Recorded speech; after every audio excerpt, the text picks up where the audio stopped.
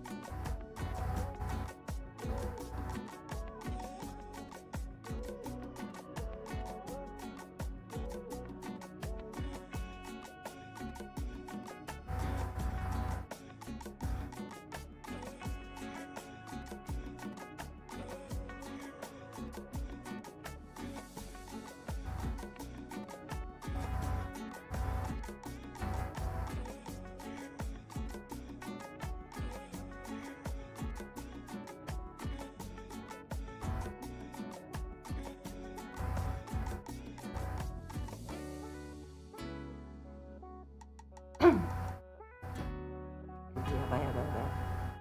早く入れてある。こんばんは。あら。やばい、これ、何これ。よいしょ。すいません。ナバルさんこんばんは。サユンチさんこんばんは。皆さんこんばんは。いつもありがとうございます。ちょっと暑いですね。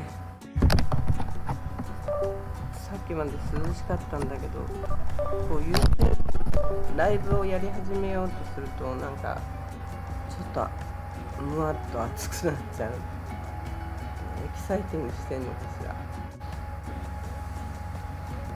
ら。天気はね、曇り、ほぼほぼ曇ってて、ちょっと晴れたりしてたかな。でも夕日はすごい綺麗に見えた感じですね、今日は。なんかね、一日ね、トラブルで終わってしまった一日でした。なんかこれ携帯の充電されたりされなかったり、ピコピコピコピコ言ってるんですけど、パソコンに今充電器をつないでただ置いてあるのに、何にも触ってないのにピコピコピコピコ。ダメなのかな、これ。ほら、何がダメなのかな。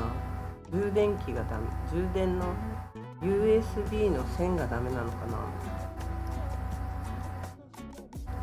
うなっちゃったな。今日ね、久々に携帯の充電がゼロまで行きましたね。こんなこと今までない。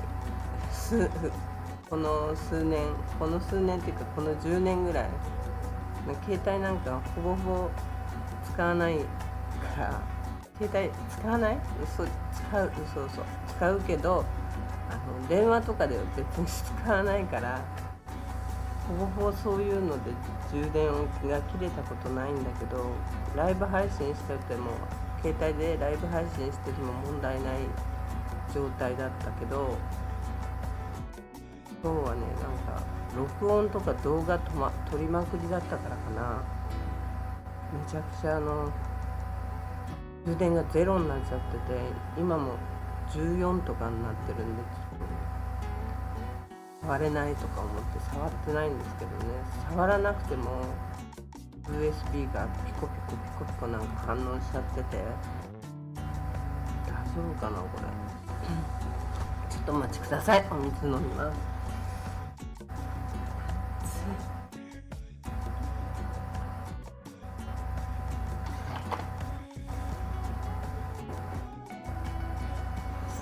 動いてないのにな。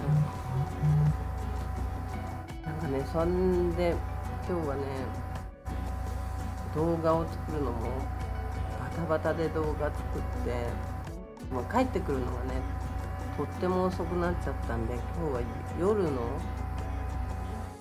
のガラパンを、ああやってね、夜を通るとどこがやってるとか一目瞭然だね、やっぱり。で、ピコピコうるさいなこれ。ピコピコピコピコ、音聞こえますよね、きっとね。ピコピコうるさい。こっち側でちょっと待ってください。電源を取るときます。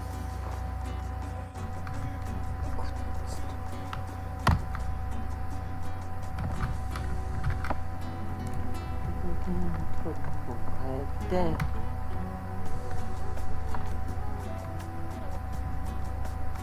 変だ。電源を取るとこを違うとこにすればパソコンにピコピコ言わないで済むよね、きっと。ちょっと待ってね。入んない。何これ。パ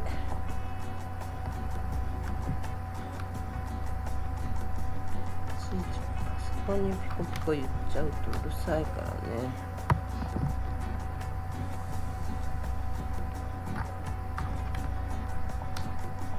あれ入んないな。ちょっと待ってくださいね。よ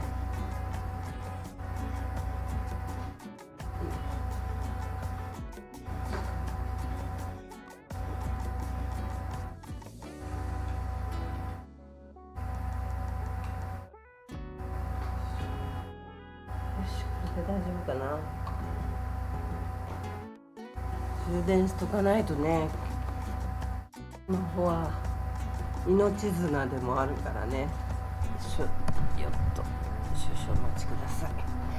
スマホがないといつ何があるかわからないから、何があって警察に電話したところで何もしてもらえないんだけどさ、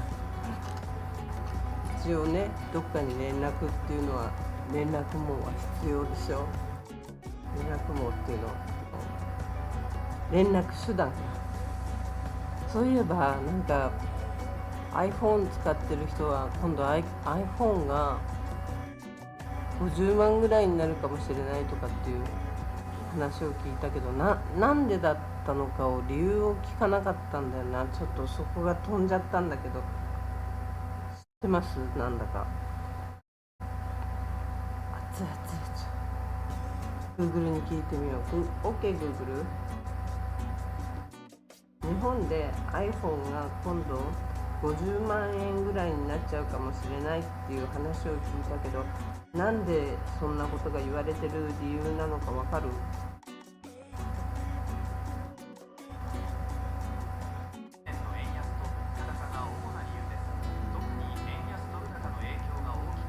そういうこと？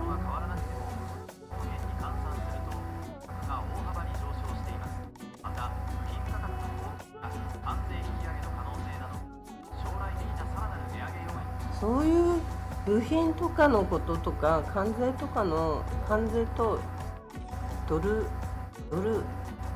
が高いっていうことで50万円になっちゃうかもしれないって言われてるんだ。いやでも50万円も iPhone っていうか電話自体が50万円もしたら買えなくなる。私だったら買えなくなっちゃう。普通にもう携帯が使えないってiPhone しかなかったら使えないっていう状態になったらもう全然使えないけど、50万円でもみんな買うのかな。 iPhone だとしたら買うのかな。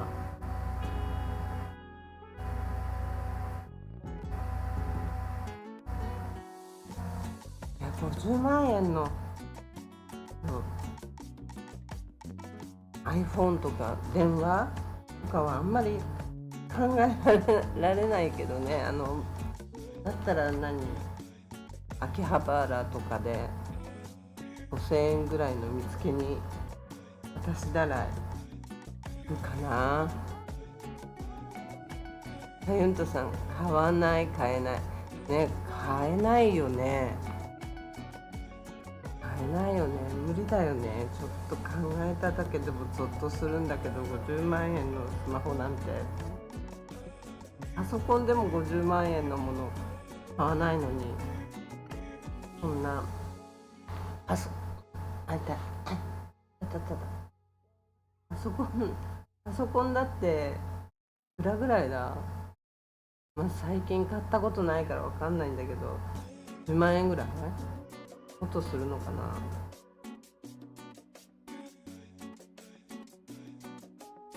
もっとするのかな。10万円で買えないかな。それこそ物価高になってるからね。最近の人は iPad、 友達なんかは iPad 使ってるとかって言ってたけど、使ったことないから私は分かんないんだけど、その iPad 自体も iPad っていうのでも電話できるんだよって言われたんだけど、 iPad なんか私の感覚では、パソコンのちょっとちっちゃめのやつでそれで電話がかけられるっていうのもちょっと妙な、考えると妙な感じなんだけどね。スマホがでもとにかくスマホが50万円、電話が50万円したらちょっとね使えなくなるよね。秋葉でもうほんと中古携帯を探すのが一番、それしかチョイスがなくなってくるかなっていう感じですよね。サムソンとかも上がっちゃうのかな。サムソンは韓国だけどどうなんだろうな。ねえ、iPhone はとにかく買いませんね。iPhone 昔はね iPhone まで使ってた、すごい iPhone5 ぐらいまでしか使ってないのかな私。そのぐらいまで使ってたんだけど、 iPhone の規制っていうのが結構うるさくて、この USB の LINE とか非常時とかにね結構使えなかったんですよ、私が使ってた頃は。台風で電源が取れないっていう時にiPhone 使ってる人も少なかったし、偽物の iPhone の LINE をつなげたりしてもこれは偽物だから使えませんみたいなメッセージが出て充電ができなかったりして、その辺のあれで使わなくなっちゃったんですよね。今はいろんなことが改良されてるのかもしれないけど、大体が高いっていうだけでちょっとお手上げかな。23万で、せいぜい23万で勘弁してよって感じ。本当だったらね1万円ぐらいで5000円ぐらいでいいかなって思うんだけど、これ今使ってるのはなんか毎月お支払いとともに毎月の料金とともにセットになってて、お知り合いが初め買ってくれたものなんでよくいくらだかは分かってないんですけど、でもとても使いやすいかな。もうギャラクシーに慣れちゃってるかなって感じですね。暑いな、ちょっと暑くて今エアコンかけ始めましたけど、暑い。日本は暑かったのかな。サユントさんどうですかね。ナバルさんどうですか。ナバルさんは関西の人だもんね。関西も暑いの？ OK グーグル。大阪の気温は？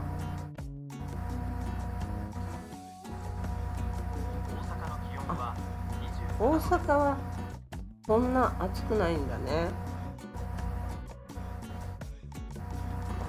東京は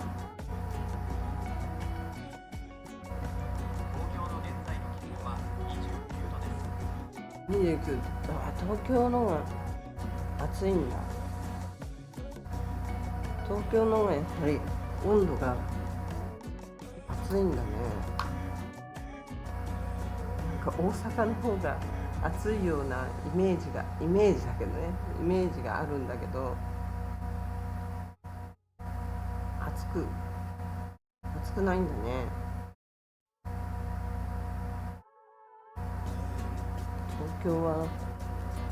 東京でもそんな暑いっていう思いをしたことないからちょっとよくわかんないんだけど、ね、感覚が分かんない。暑い暑いって言ってても感覚が日本の東京での暑いっていう感覚がね全く分かんないですね。タユントさん、燃えそう燃えそうそう燃えそうそう燃えそう燃えそうそうですか。そうか、燃えそうなのね。燃えそうに暑いんだ。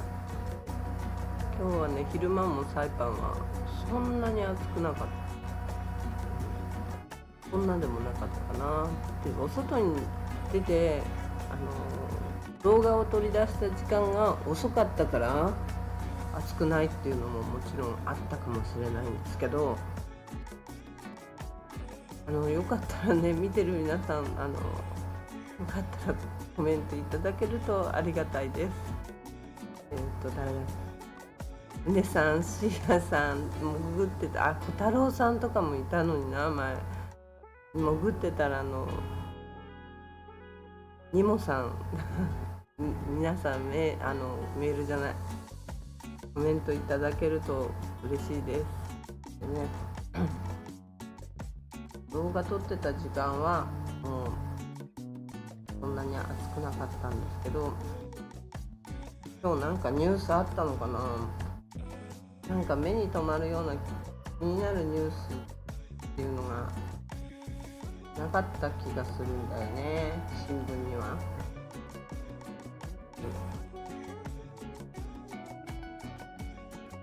なかったかな。今日はなかったかなって思うんですけど、まあ泥棒とかね、そういう泥棒とか強盗とかなんかそういうところのそういうのの判決とかそういうのはちらちら書いてあるんだけど、なんだろう、日本みたいにその後を追っていくことをタイパンってしないんだよね。 MUSD のコインがどうなったのかとかさ、e キャッシュっていうのでインターネットとかのお支払いとかに使われてるらしいんだけど、そのテニアンで出来上がったコインね仮想通貨だよね。仮想通貨っていうんだっけ。言葉が出てこなくなっちゃった。言葉が忘れてしまいました。いつも言ってる言葉なのに。ステーブルコインだ。ステーブルコインとして登録されてるんだけど、ケニアンのね、ケニアン政府が認めた、サイパン政府が認めたわけじゃないんだけど、ケニアン政府が認めたサイパン政府として認めたの？どっちだっけ。テニアンの政府が認めて、それをオンラインカジノで使おうとしていたんだけど、まだオンラインカジノ自体は始まっていないのかな、始まったのかな、その辺のこともよくわかんないし、で、司法長官がそのコインに対して訴えを起こしたんだけど、その後どうなっちゃったのかとか、そういうその後どうなっちゃったのっていうことがね出てこないんだよね。みんなどうでもいいことなのかな。なんかそういうね、なんかこの人が捕まりましたとかそうなったんだけど、その後どうなったっていうことが詳しくおられない。事件も事件として取り合ってくれないようなとこだから仕方がないといえば仕方ないんだけどね。あんまり興味がないようなんですよ、世間的にはね。もっと世間的に興味があったら、これどうなったのとかなんとかっていう話題になると思うんですけど、全く話題になってもっとそういうところを突っ込んで書いてきたり報道されたりすると思うんですけど、なんかね、サイパンってそういうのがないところなんですね。興味ないのかな、何に興味を持ってるのかもよくわからない。なんかね、ちょっ流行ってるものとかもちょっと古かったりすることの方が多くて、日本と比べるととかね、韓国と比べるとだけどね、比べるところが韓国や日本とか中国しかないから、そういうところから比べるとちょっと遅い、ちょっとって言ってもやることもね10年20年遅れてるっていうのもあるんだけど、インターネットも遅いから仕方ないのかなとも思うけど、後で、今日の動画また出していきたいと思いますけど、ちょっと待ってね、少々お待ちください。ちょっと待ってね、ちょっと待ってね、あら、いやね、ちょっと待ってください。すいません。いやね、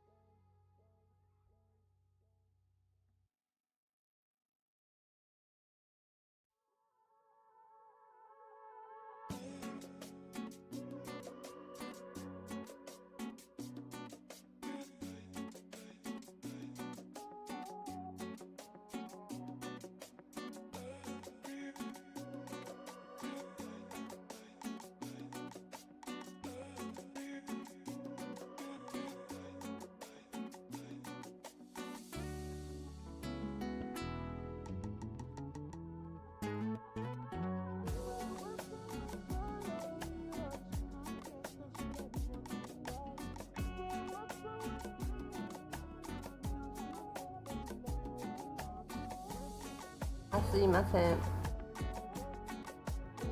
まるまるもりもりさん、こんばんは。潜ってたけど見えましたね。こんばんはで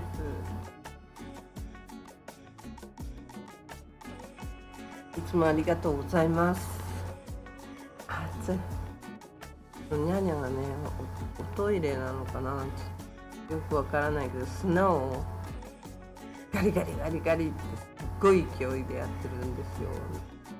何かストレスが溜まってるのか、もしかしたらね、ワンちゃんをいただけるかもしれないので、ワンちゃんがね、友達に、ワンちゃんが兄弟になればね、ああいうガリガリガリガリってお砂をねひっくり返しちゃいそうになってるんですよ今。なんかストレスなんだろうな、一人でいるから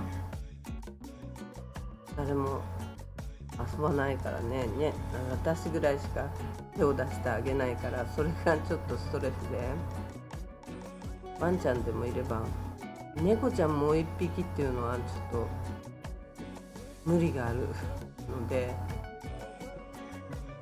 ワンちゃんもう一匹ならワンワンとも吠えてくれるし、いろいろねセキュリティ対策にもなるんじゃないかと思ってでいただけるって言ってたんで、ちょっといいかなと思ってるんだけど、相性がどうなるかわかんないんだけど、猫と犬を一緒に飼ったことないので、私はどうなんだろう。でもね、世間のお家では一緒に結構猫も犬も一緒に飼ってるとこ結構いるんで、そういうの考えると大丈夫なのかなって思うんですけど、ちょっと期待はしてるんですけどね。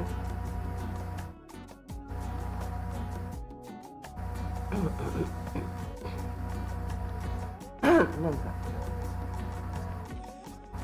今日はね、ほんとね、朝起きてからトラブル続きでちょっと疲れちゃってて、あら、まるまるもりもりさん大変よって、大変やっぱ猫と犬飼うの大変なのかな。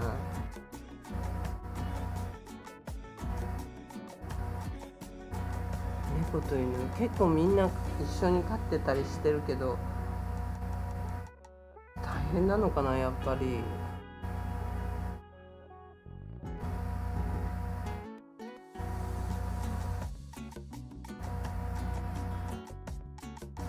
やだな、そういう大変よとかって聞いちゃうとちょっとね、大変よ、手間がかかるわよ。あ、そう。いやね、一匹また発音おかしい。一匹増えるわけだから大変かもしれないけどね。多頭飼育になるんだよね。それも多頭飼育したことないからな。だいたい一匹のワンちゃん、一匹の猫ちゃんっていうか、今回猫ちゃん初めてなんだけどね、2匹とか3匹はほぼほぼ飼ったことないんで、一番考えるのはやっぱおトイレとか。猫ちゃん2匹飼ったら2個とか3個とかおトイレとか必要になるわけでしょ。大変だよね、そういうの考えると。1個のおトイレで済ませてるのかな。どっちなんだろう。犬とね、猫一緒のトイレなわけにはいかないじゃない。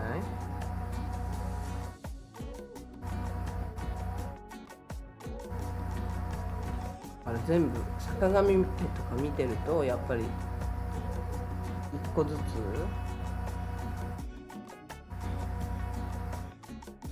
おトイレ置いてあるもんね。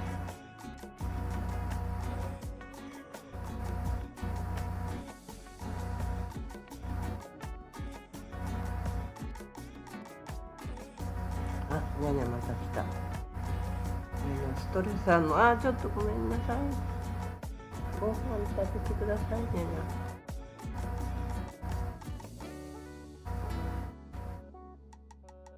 猫ちゃんトイレ一緒。猫ちゃんはトイレ一緒。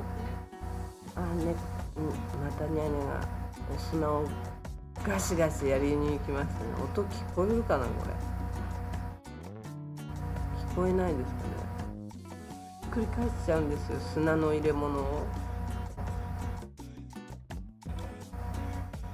思いっきりやり始めるからちょっと怖い。今ちょっと染まったかな。大丈夫かな。ちょっと待ってね。やり始めた。ちょっと待ってください。ちょっと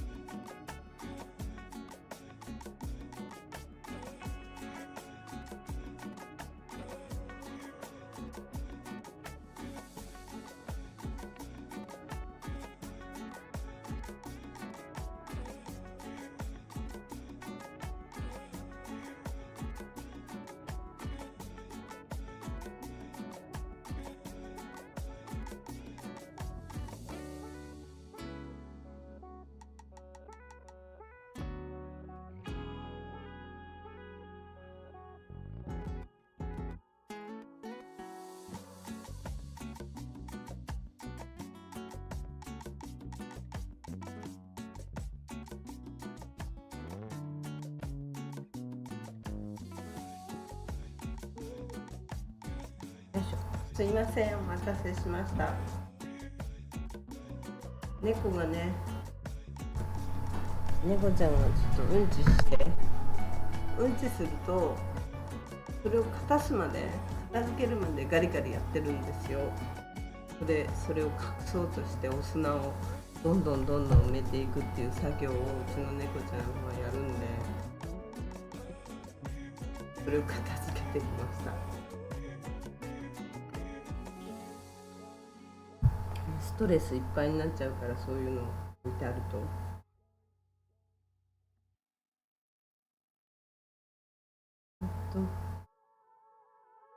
ちょっと新しい動画をね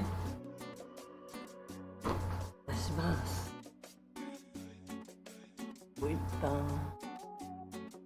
うだ、またね、山の方から今日もスタートですね。空港の方とか行くときは山降りていかないで、山降りていかないでどっちにしても降りるって感じなんだけど、ガラパンの方から通っていくんじゃなくて、山越えして向こうからだいたい最近は行くようにしてますね。信号がないからね、便利なんですよ。よいしょ、ちょっと待って、こっちに近づけよう。信号が全くないから、こっち側から行くとまずね、渋滞もないし、どこ行っても渋滞はないんですけど、サイパンはね。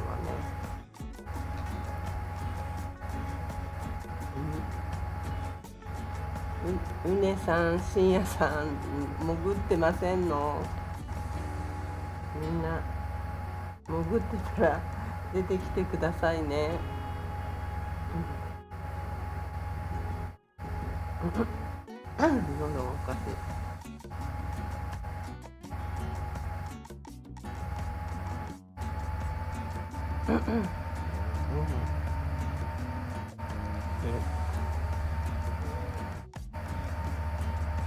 サユンキさん、潜ってない？あれ、猫ちゃんトイレ一緒って読んだよね。猫ちゃんはトイレ、猫ちゃん同士がトイレ一緒でしょ。犬と猫はトイレ別でしょ。もちろん別だよね。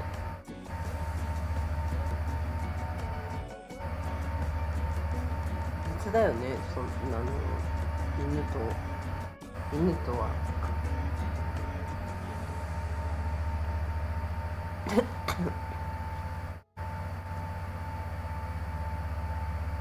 別々ね。サユントさんは猫ちゃんだよね。犬も飼ってんのかな。犬も飼ってんのかな。ワンちゃんはね、猫ちゃんはそのちっちゃい文字やめてね。猫ちゃんは猫ちゃんほら、泥棒とか来ても吠えるわけじゃないから、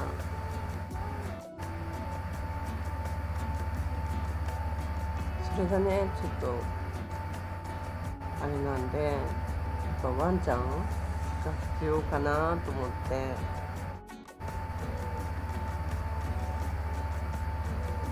ワンちゃんがね、みんなに言われる、犬飼った方がいいよ、犬飼った方がいいよって。犬飼った方がやっぱりセキュリティになるからって。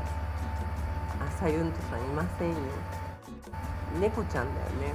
猫ちゃん飼ってるって言ってたよね、前にね。猫ちゃんね、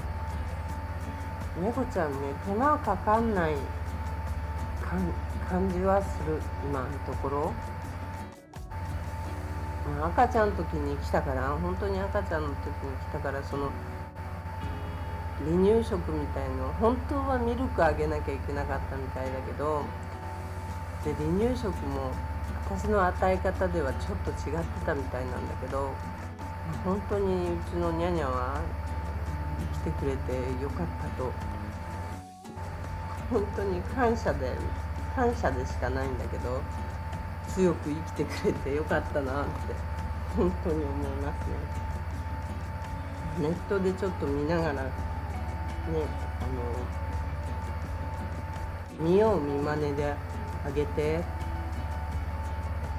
生きてくれたから本当に良かったんだけど、注射器にシリンジをこうビュッて口の中に入れてビュッて押し込んだ形でご飯あげてたから、本当元気に生きてくれて感謝だわってすごく今は思いますね。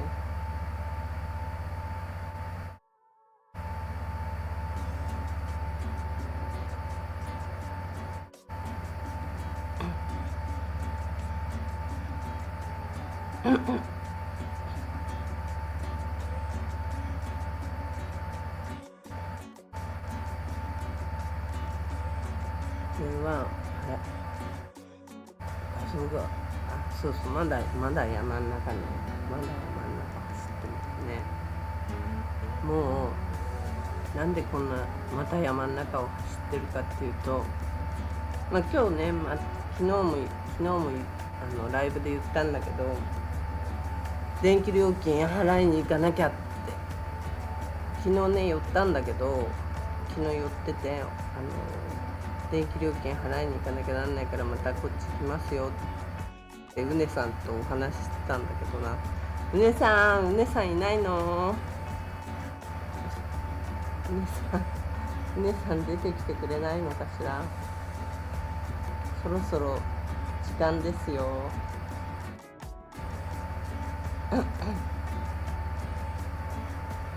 ほんでなんでこっちに、昨日の今日でまた来てるかっていうと、ガソリン代がもったいないのに、朝っていうか起きて洗い物をしようと思ったら水が出ないんですよ。びっくりしましたよ。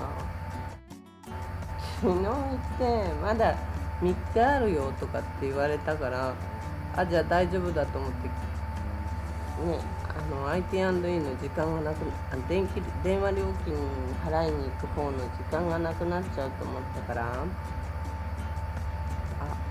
もりもりさん、うちは犬も猫もね、両方いるんですね。両方いっぱいいるんですね。両方いるんじゃ賑やかでいいかもしれない。とにかく水が止まっちゃってて、ほんとびっくりしちゃって、なんで昨日聞きに行ったばっかりなのにと思って、水どこ出しても止まっちゃってて、止められたのと思って、こんな水止められるの初めてなんですよ。びっくりしちゃってね。停電とかは勝手にあることだけど、前はね、電気と水が流動してたから停電になっちゃうと水が出ないっていう状況がうちは起きてたんですよね。でだから水がポンプで上に上がってくる状態だったから、1階にそのポンプがあってタンクがあって、そこからこう水をこう入れてたからね、電気が止まっちゃうとサユントさん、うねさんって言ってます。うねさん、電気でこう組み上げてたっていう状態だったから、電気が止まると水が止まっちゃうっていう状態にいたんですよ。だけどパイプをね直したら、その頃ね水道がね供給されるのが力が弱くて結局水道の蛇口にちゃんと来ない状態だったから、その時代っつっても10年前ぐらいの話なんだけど、まだお水を自分家の貯水のタンクに入れて、そこからシャワーとか水洗うとか食器洗うとかっていうところにこうポンプでこう供給してた状態だったんですよね。じゃないと水がちゃんと出ない、勢いよく出ないっていう状態だったのが実際だったんで、それがだから10年前ぐらいに、10年も経ってないかな、 YouTube でパイプを直してる動画があると思うんですよ。34年前だと思うんですけど、パイプを直してる動画があるんですけど、その時からもう大丈夫だよって言われて、その知り合いの人にもうサイパンの水結構出るよって言われて、でそのポンプを抜かしてポンプを外して、使うようになったから、電気を使わないでも水が今出るっていう状態になってるんですけど、だから水が止まったことってこういう意味では絶対になかったことなんで、もうびっくり、水出ないわと思って、でそそくさとね、また今日もまた CUC に行かなきゃいけなくなっちゃって、で山の中をまた走ってますね。昨日と同じ山の中状態なんですけど、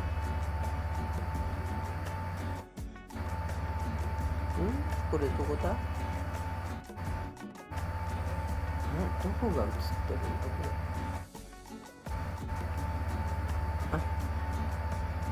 もうすぐ、そうこれ左行くと空港のとこですね。昨日も通った道をだからまた同じように通ってます。なかなかね、こっちの方まで行くとね、ガソリン代バンバンかかるから、なるべく出ないようにしてるんですけどね。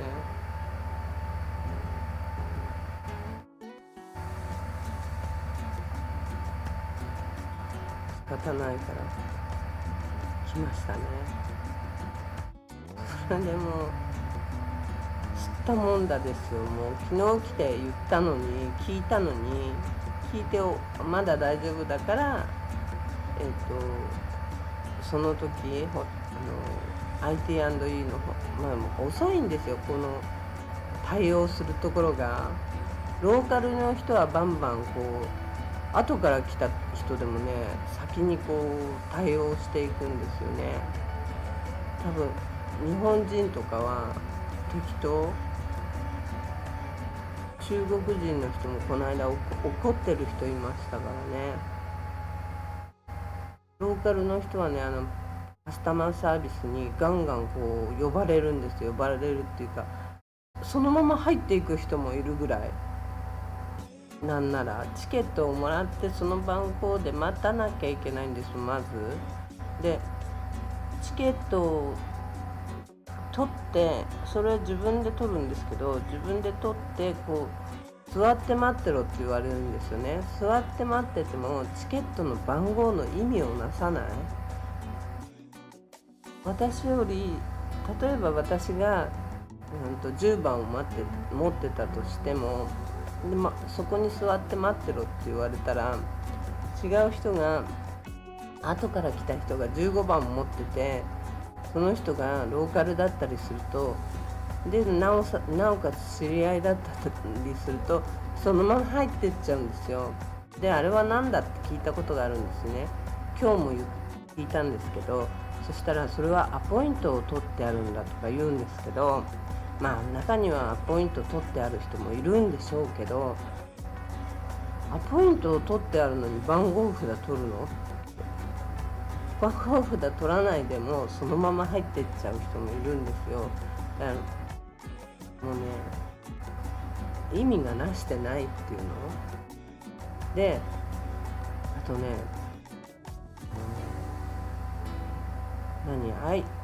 なんだっけな、電話局でもどこもなんかとかでも、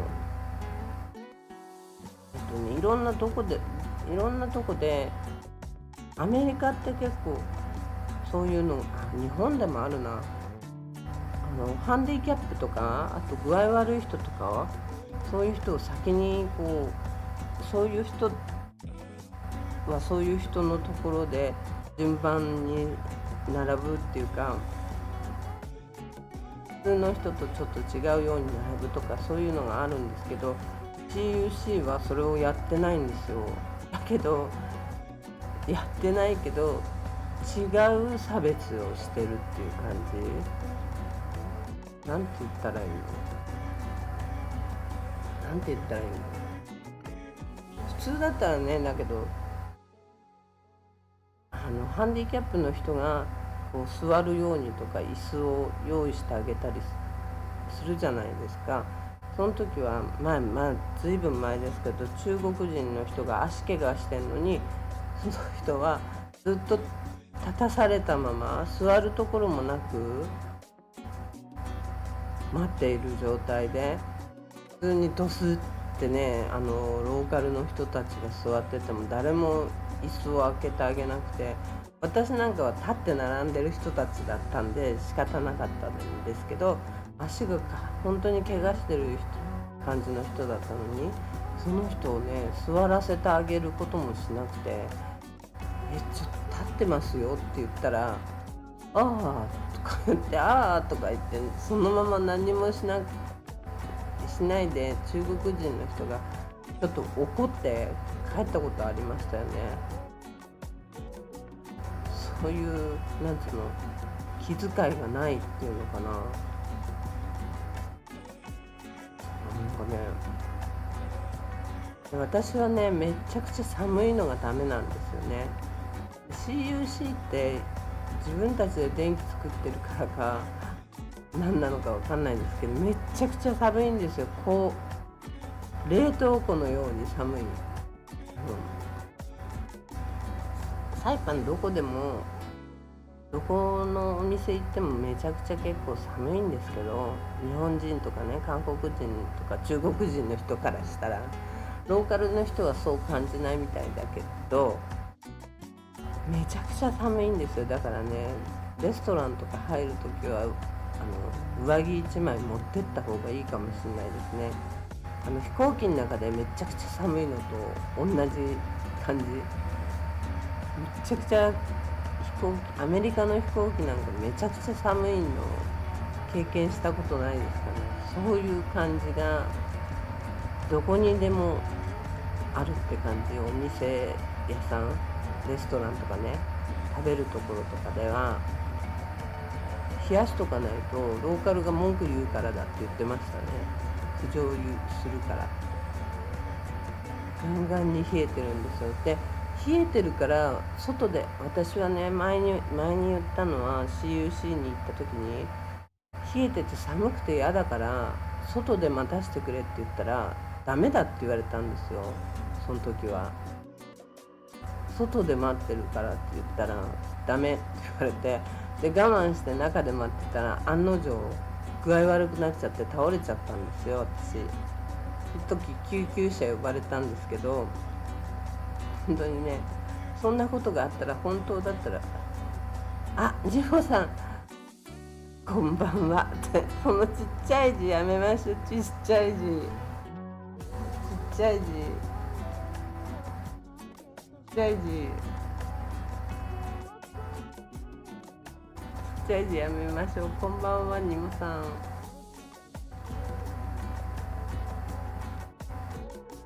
ちっちゃいですね、ずいぶん。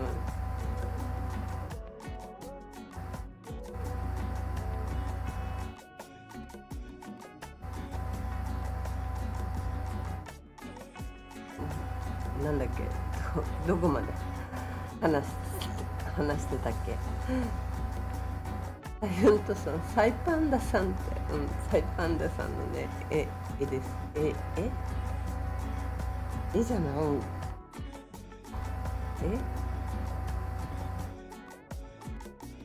ぬいぐるみこれ。サイパンダのぬいぐるみなのこれ。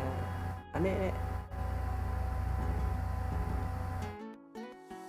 やってみるとわかんのかな。あれこれぬいぐるみぬいぐるみじゃない。ニモさん、サイパンダのぬいぐるみなんですね、もしかしたら。そんなの売ってたんですね、初めて見た。アイラブサイパンさんとかに売ってんのかな、デューティーフリーに売ってんのかな。サイパンダです。サイパンダ、そんなぬいぐるみ売ってるんですね、知らなかった。サイパンダのキーホルダーはね、見たことあるんですけどね、ぬいぐるみも売ってたんですね、知らなかったです。どこまで話したっけ。中国人の人が、違う違う、それ話した。私、うねさん呼んだうねさんこんばんは。ニモさんこんばんは。今どここれ。もう CUC 終わった。そうだから今日 CUC に行くために行ってて、もう出てきたら夕方ですよ。夕方、もう夕方っていうか、もう日が暮れるところ、もう5時半ぐらいでしたね。皆さんこんばんは。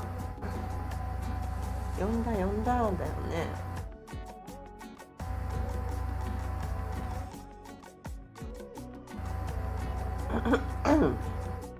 どこまでそう、寒くて死んじゃいそうになったんですよ。本当に倒れちゃって、救急車までよ。こんばんはって。コンハーユネさん。ユストさんがコンハーユネさんって言ってますね。今時ですかね。そうで、ほんと寒くてダメって言われましたからね。外で待ちたいって言ったらダメってダメってあんのって感じですよね。本当にね、寒いとね、具合悪くなって倒れちゃうんですよ。だから知ってる行政の機関なんかは行くと、そのお部屋はエアコン切ってくれたりみんなするんですけど、エアコン切ってくれとかって頼んでるわけじゃないから、外で待たせてくださいって頼んだだけなのに、ダメって言われたの初めてでしたね。あそこでね、びっくりしましたよ。で、とにかくなんで私が悪いのっていうことを話して、とにかく水つけてくれっていう話をしたんですよ。お水料金と電気料金が、なんか電気のをプリペイドカードっていうのにしたんですよね。だから余計わけわかんなくなっちゃって、プリペイドのが安いからって、コンハーって皆さん、コンハー今時ですかね。今時なのかな。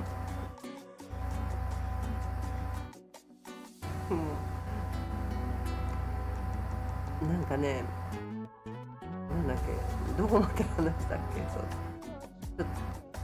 寒くてとにかくいられなくなりの、とにかく私悪くないでしょ、なんで止められちゃったのかっていう話で、お金払いに来てるしっていう話をしてので、夕方もうサンセットの時間まで CUC なんて、誰も人がいなくなって、みんな従業員も帰った後もずっとちょっと話をしてましたね。ちょっと違うんじゃないのって、そういうのはっていう。昨日ね、ほんと YouTube で行ったところも、今日もね、行ったところをカットしちゃってるんですよね。行く手前のところで動画が止まっててっていうのはあるんですけど、今日もう全部中までね録画して全部撮っとかなきゃダメだったなって、それでずっと揉めたんですよ今日。ほんと昨日来たのにさっていう話で、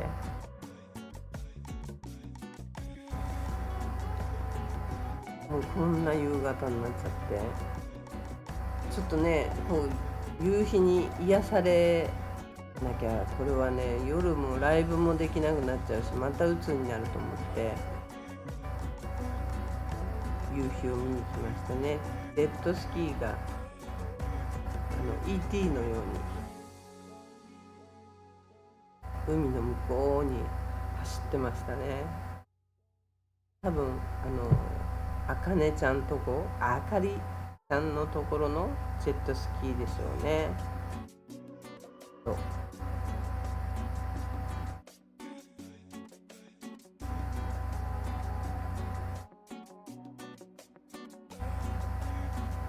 何してんのかなって初め思ったんですよ。手振って上でなんか手振ってっていうか、私に手で振ってるわけじゃないんですけど、こう頭の上で手振って何してんのかなと思って、釣りしてんですね多分ね。釣り竿持ってないんですけどね。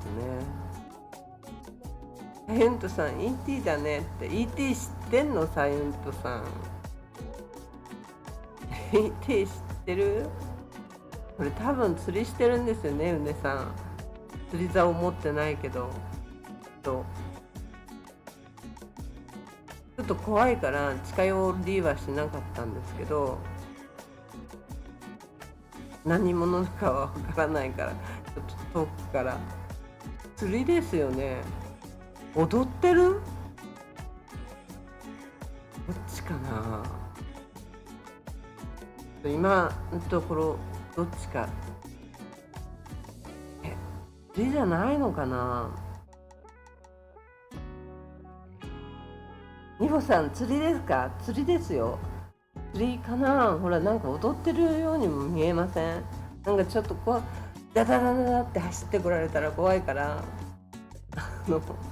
撮ってんじゃねえとか怒られるのも怖いからちょっと離れたんですけどね。釣りかな。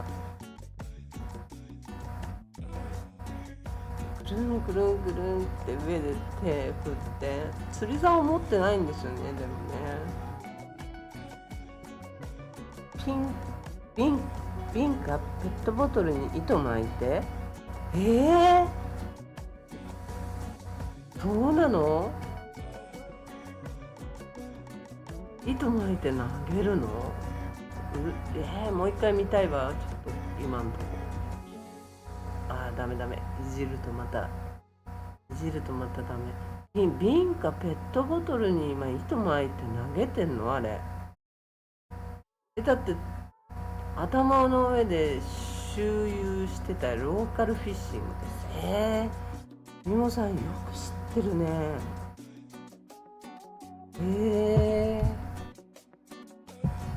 ここねアリラン食堂、旧アリラン食堂、ここちょっと前まで鉄板焼きやってたんですよね。焼肉。ここと変わったみたいなのかな。でここ変わったのかな。同じ韓国人の人だったんですけど、で今は朝8時から夕方6時までしかやってないらしいんですよ。夕方5時かな、5時ぐらいまでしかやってないって言ってましたね。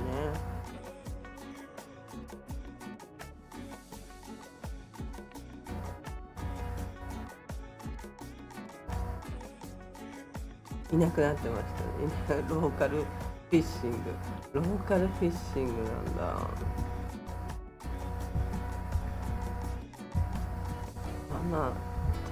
なんかこう釣り竿持つとか、ここね、この間誰か言ってなかったっけ、グロット。ニモの言う通りです。うねさんサユントさんはへーって言ってるし、どれにへーって言ってるのが昨日の続きになっちゃう。へーへーへーって、もうね、夜でみんな車のライトもついてる時間になりましたね。ちょっと明るくしてあるんですけど、見えにくいと思って。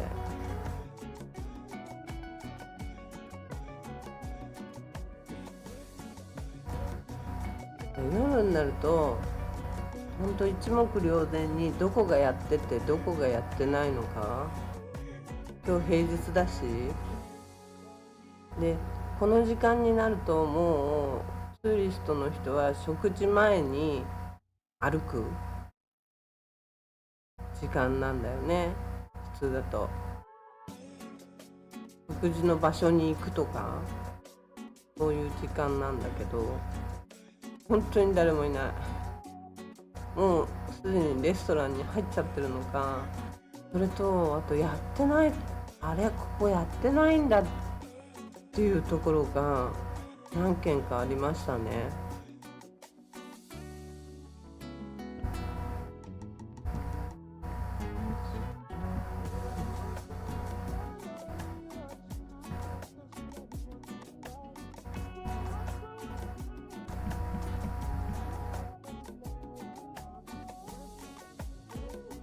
この辺はアイラブサイパンはやってる、右側はやってるけど、左側はもうほぼほぼ何にもないんだなっていうのがありありと分かるって感じ。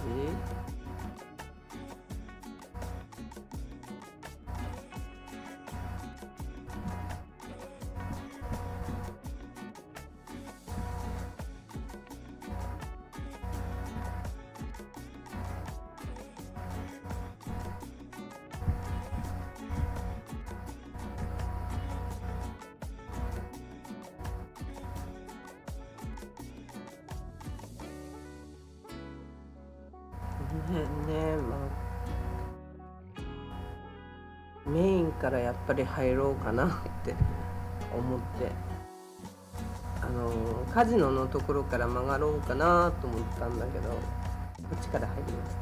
このほら角のお店、ついこの間まで中国の人がやってたんですけどクローズになっちゃってましたね。この辺はやってないのかな。パン屋さんもやってなかったんだけど、こ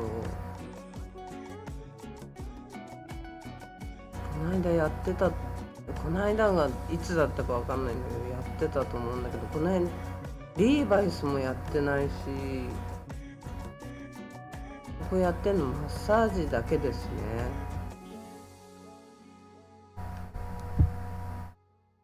ね。ユントさん、釣りなの？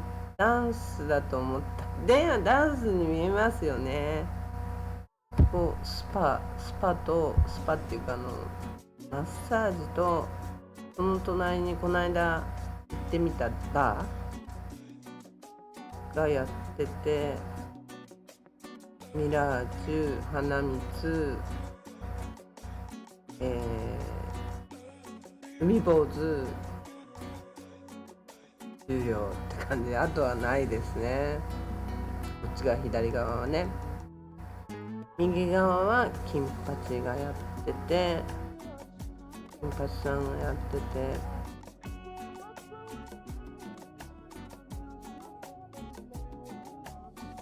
クラウンホテルは意外と部屋が電気ついてるのはアメリカの人が入ってきてるからでしょうね、これね。金八さんはやってて、元気にやってて、あとはココナッツ亭がやってて、バー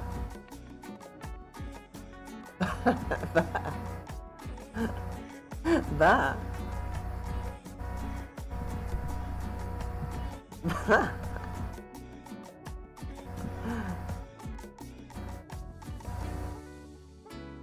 あさんってやめなさいって、やめてって、やめなさいって、それよくないよ、それ。それよくないよ2人、そこピピピよくないよ。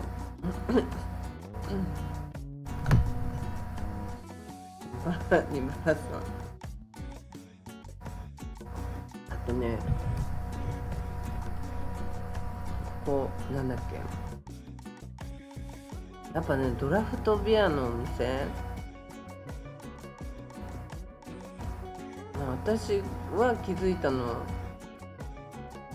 は、この間って言っても1年ぐらい経つのかな、私の動画に載ってますけど、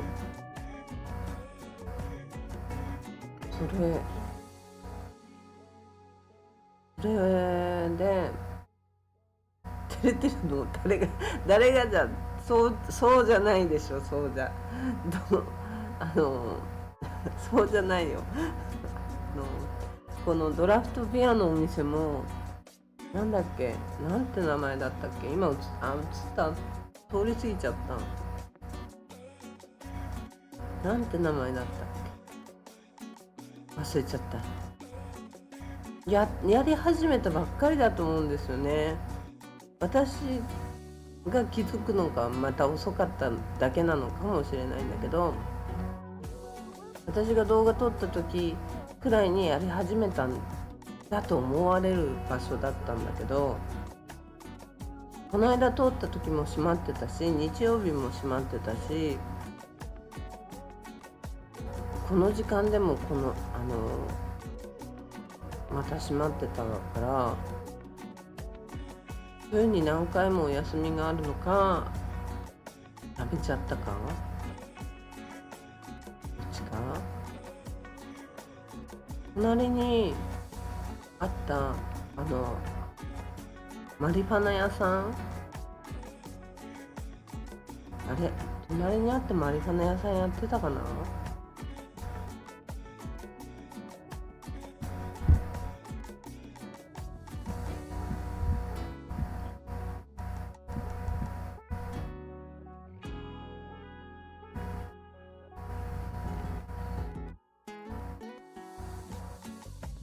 何それって何それ、サイレントさ、ごほごほ。あとね、これどこ、ママストアは元気にやってますよね。隣のハンバーガー屋さんもやってなかったんだよね。ハイアットの並びのハイアットの向かい側、ダメ、ハイアットからまっすぐ来たところの、ドラフトビアさんね、あそこニモさんやってないんですよ。夜これで3回やってないのを見たんですよね。前は4時半ぐらいからやってたんですよ。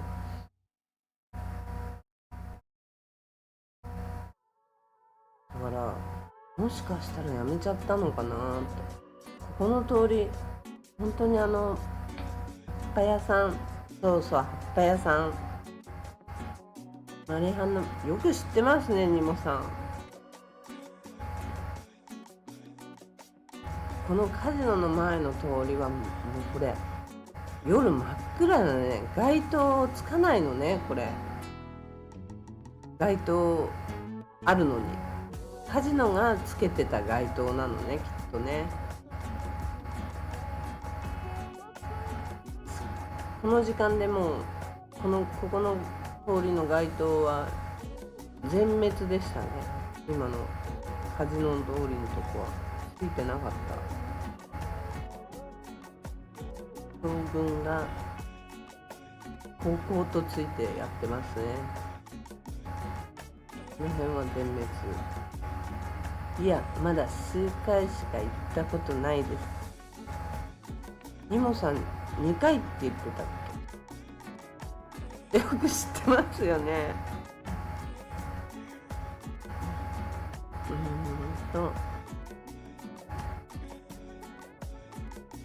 で、ここも今日は曲がってみまし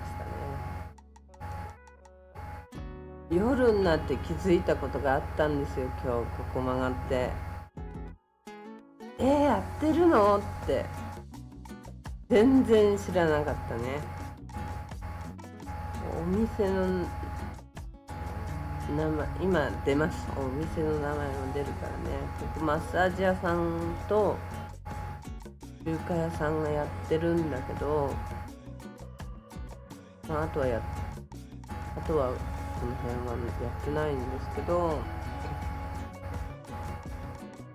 ここじゃない、もうちょっと先ね、ここ中華屋さんとマッサージ屋さんがあって、あれちょっとカントリーハウスがあって、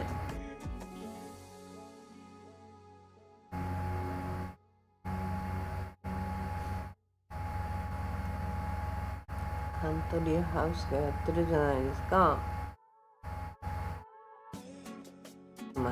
ちょっと待ってね。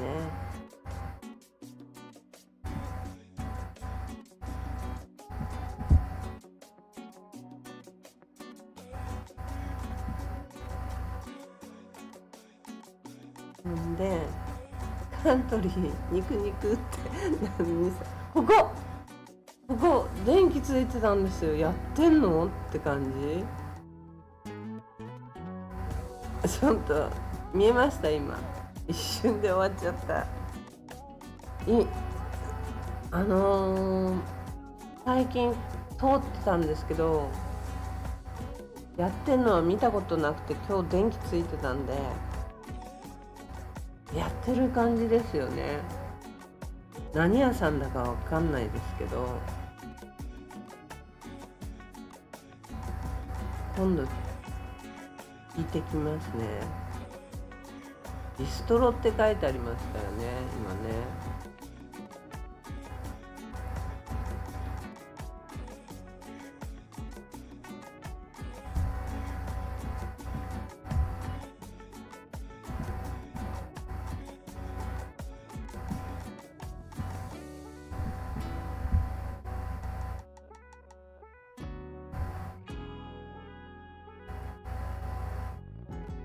コロコロ店変わってますよねって。そう、昔はあそこモビーディックだったんですけど、モビーディックの後なんかお店が入ってたみたいで、その後のお店なのか、その後の後のお店なのか、後の後の後のお店なのかよくわかんないんですけど、まあなんかやってる感じ。いつからやってるんだか、確か気づかなかっただけなのかちょっとわかんないんですけど、ちょっとね今度聞いてきてみますね。今日ねもう夜真っ暗になっちゃったから、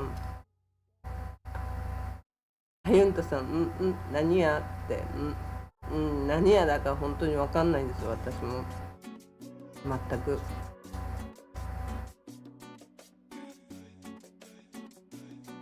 うねさんなら知ってるんじゃないの？うねさ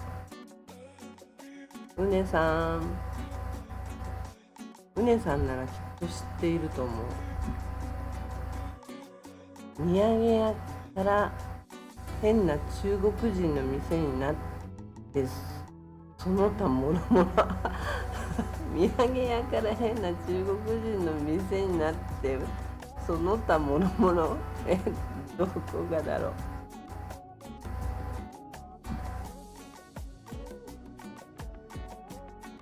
うねさんなら知ってるだろうね。ほんとね、はーいって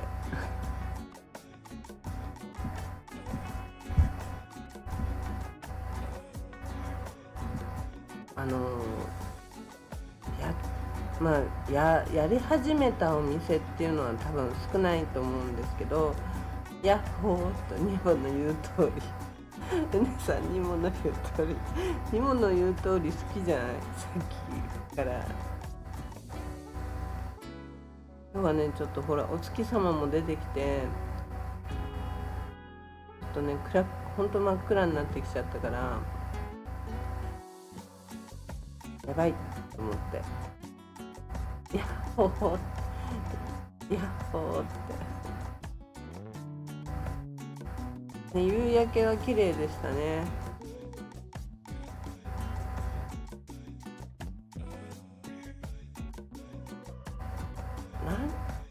やってるんだよね、きっとね。多分きっと定かじゃないんだけど、ずっとやってたのか、それともこの間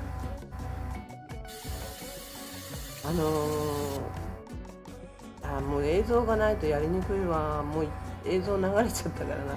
角のお店、中国の人がやったんですよ。子供が学校に行ってるから私はここのお店やり始めたんだなんて言ってたお店が、もう遊んで帰ってきたらね、水道がジャーって出てたんですよ。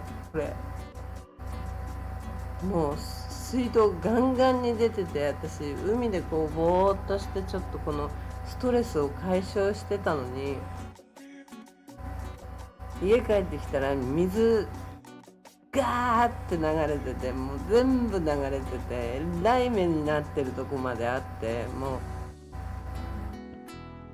心も体もね凍りつきましたよ、本当に。海を見て、もう CUC の帰りにもうダメだとか思いながら海を見て心を癒されて、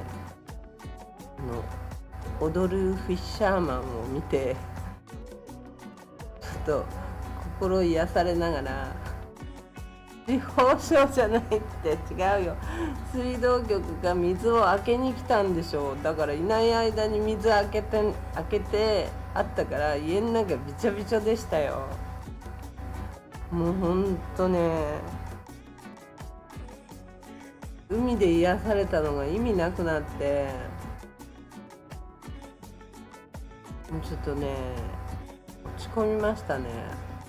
止めた水をだからいない間に開けたんですよ、連絡なしに。いるかなって開けますよとか電話あってもいいじゃないですか。そんなのもなしに開けて、私がだから海を見てる間に水を開けたんですよね、きっとね。だから家の中びちょびちょ、えらい目に遭いました。あそこだけじゃないから、帰ってきたらもう水の音をするし、上からも下からも水の音をするし、何これっていう状態に。地方省じゃないよ、地方省じゃ。もう何これって、もう本当にね、えらい目にあったんですよ、本当に。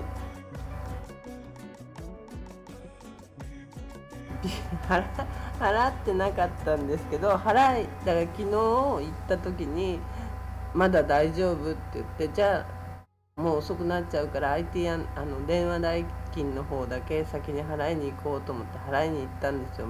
なかなか番が回ってこないから。ほんで順番回ってこないから、もう先に電話料金行くけど、あとまだ大丈夫だよねって言ったら、大丈夫って3日ぐらい大丈夫って言うから、そう大丈夫と思って、で電話局に行って電話払って帰ったんですよ。もう遅いからね、昨日は。だから今日朝止まってた、朝起きたら止まってたわけですよ。もうびっくりだよね。止まらないって言ったじゃんみたいな。それで揉めて今日夜までになっちゃったんですよ。もう誰もいませんでした、 CUC の中に、水道局の中に誰もいない時間まで揉めてましたよね。も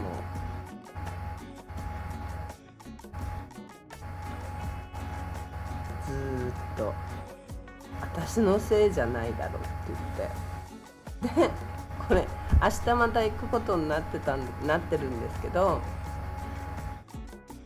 これひどいよね。家の中びしょびしょだもん。うんち流せないじゃん。そうだよ。今日起きてびっくりでしたね。水出なくて、で今日だから帰ってきたら水道局に行って帰ってきたら水が出てたんですよ。もう出てたっていうより流れっぱなし状態になってて、出すよって、今から出しますよとかって言ってね、なんで止まってんだって、これほら怒りながらこう今走ってる状態ですよね。これ山の中を速攻で行かなきゃって思って行ったわけですよ。行ってこの時間に行って、夕方あの時間ですよ、出たのが。もう夕日が終わるくらい、本当にもう起きてすぐ出ないってなって、本当ふざけんなよと思って。これ怒りの運転ですね。怒りの運転で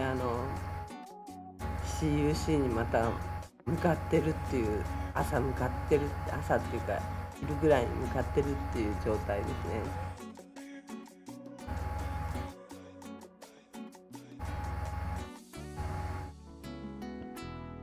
ちょっとね、びっくりしたもん。水出ないなんていうのは停電以外の時ないからね。停電でも今はなくなったから、ちょっと一昔前までは停電で水が出ないっていうことがあったんだけど、今は停電しても水が出るっていう状態にあったのに、水が出ないって本当にもうびっくりして、昨日言ったばっかりなのにどういうことよと思って。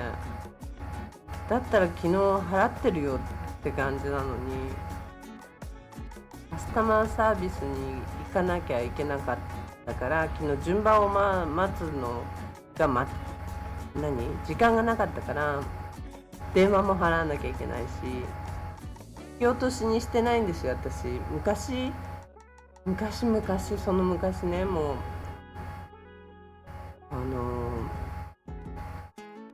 切れてましたよ。今切れてないけど、今もイライラはしてるけど、なんでって思ったけど、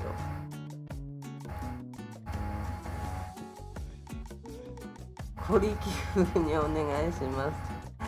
小力がわかんないよ。小力聞いたことあるけど、小力ってあの人でしょ。なんだっけ、長州力の真似する人でしょ。長州力だっけ、なんか違った。長州力でいいんだよね。忘れちゃった。長州さんと初めて私お会いした時に、その頃フィエスタだったかな、第一ホテルだったかな、そんなぐらいの時代だったんですけど、昔初め長州力ってなんだか分かんなくて、お酒の名前だと思ってたから、どこにあんのそのお酒って言ったら、バカ何言ってんのって言われてこの人が長州力さんですよって言われて、人の名前なんだって初めて知ったっていうことがありましたね。全然そういうことを知らなかったから。長州小力サイパン来ましたよね。長州小力さん知らない。長州力さんはお会いしましたね。意外とダンディーな人で、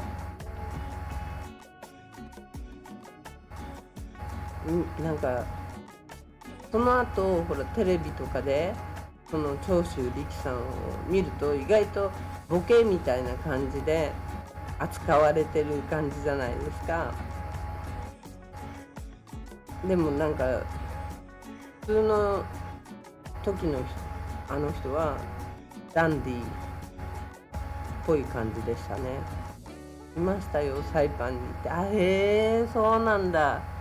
長州小力さんってまあモノマネする人ですよね、長州小力って。名前とそういうことはわかるけど、何をどういうふうに真似してんのかはわからない。多分見たことないな。見たことあんのかな、わかんない。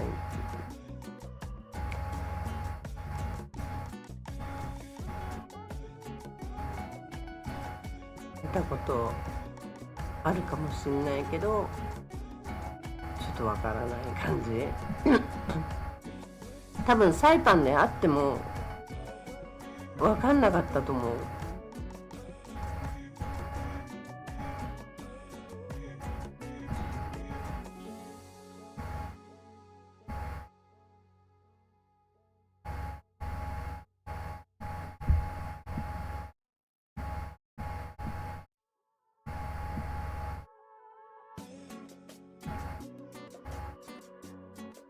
まあね、見ても小力ねって知ってる。知り合いサイレントさん。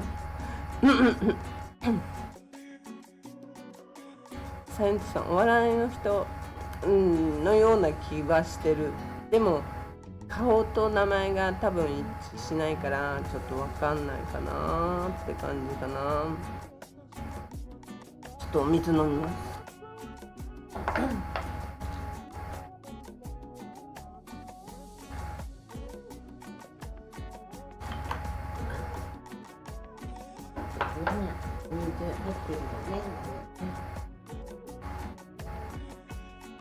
笑いの人だよね、長州小力さんって。ちょっと顔と名前が一致せずなんでダメかな。サイパン着てたんだ。まあ、今なんかね、サイパン着ててもほぼほぼ芸能人の人はね便利だよね。日本人もほぼいないから誰にも見つからないよね。しかもビーチはプライベートだしほぼプライベート。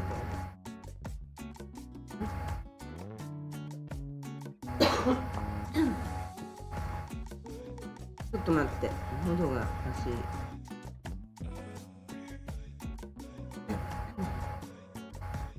どれだ。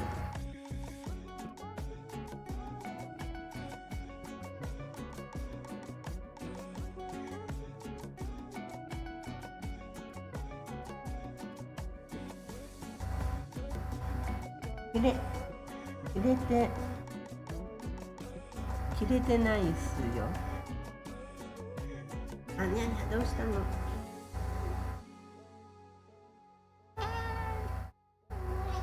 はい、なんで切れてないっすよ、お笑いの人。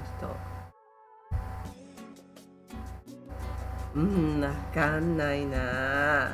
それを言うってこと。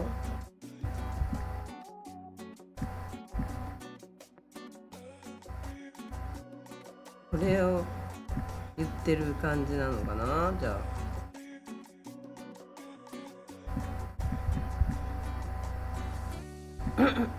全然ピンとこないんだけどな。っ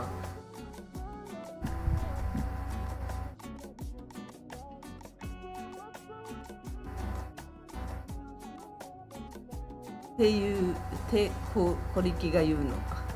それ言う人ギャグだよってご説明ありがとうございます。すいません。そうなんだ、それ言う人なのね。切れてないですよって言うんだ。切れてないですよって。それがギャグになってるって感じなんだね。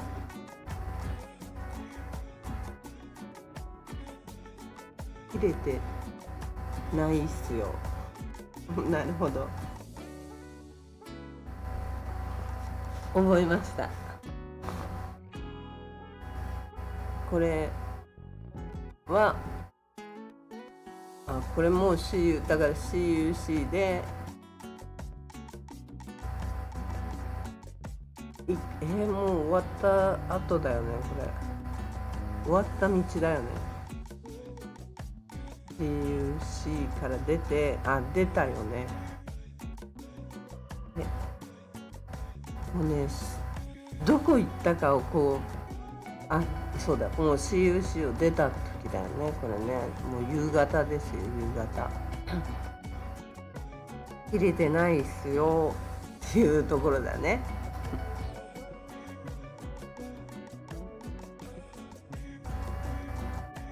で、今日はビーチロードの方に行くと時間かかっちゃうなと思ってミドルロードを曲がって帰ったんですけどね、結局はビーチロードに出たんですけど、海見てから帰ろうと思って、こんなことならビーチロードを走ればよかったとちょっと後で後悔しましたね。もうね、本当に寒くて頭は痛くなっちゃうし、ストレスは溜まったし、寒いのが生きていけなくなっちゃう人、寒いのと水がないと生きていけなくなっちゃう人なんで、水はねいただけたんで。あとちょっとびっくりだったのが、その CUC の人たちの対応が昔だったらもっとね、日本でもそうじゃない？役所仕事みたいな、上から目線で話してくるっていう感じのことが多いんだけど、今日の人たち2人いたんだけど、もうすごいね、助けてくれる状態のいい人たちだったな。なんか長々と付き合わせちゃって本当申し訳なかったんだけど、一生懸命調べてくれて、一生懸命やってくれたりする感じの人たちで、なんか CUC 変わったのって感じだった。昔だったらもうそんなの知らないとかって言って多分返されて、水が出ないまま終わってるんだと思うんだけど今日の人たちはもうほんとローカルなんですよね。チャモロかカロリニアン、チャモロの人なのかな。めちゃくちゃ親身になってやってくれる人、調べてくれたりなんだりする人たちで、ちょっとびっくりしちゃった。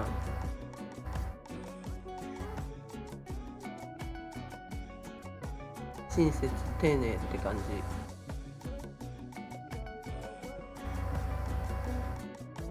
特に後から出てきた1人の人、3人いたのか、4人いたのかな、出てきた人が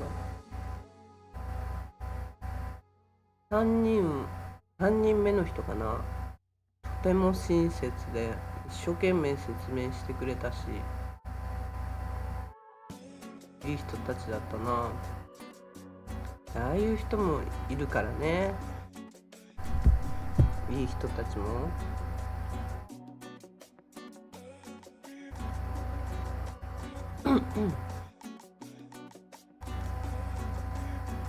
もう最近のチャモロはチャモロしてないですよね。いや、チャモロしてる人もいるんだけど、いやチャモロの人でも、私最近ずっとヘルプっていうかそういうカスタマーズセンターのところでちゃんと対応してくれてた人がめちゃくちゃ優しい人だったので、今日はその人がいなくて違う人だから、また違う対応になるだろうなと思ってたんだけど、全然ちゃんとしてて、ちゃんとこう説明してくれるし、でもちょっとだけやっぱり私が言ってることとの違うんだよって、私はそうじゃないんだよって言ってることを納得させるには難しかったけど、上半身裸の人は例外ね。うん、本当だよね。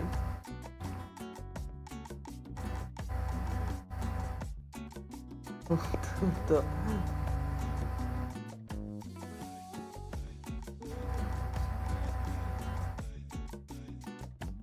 野良ちゃんも野良ちゃんもろ野良ちゃんもろま野良ちゃんもろまだいるかな。昔はね、船で寝てるとか砂浜で寝てるとかいう人いっぱいいたけど、いるのかな、わかんないけどね、いるかもしんないよね。もちろんそれやばいのサユントさんからね、絡まれちゃったからね、変な人にね。それが嫌だったんだろうね。しつこかった人でしょ。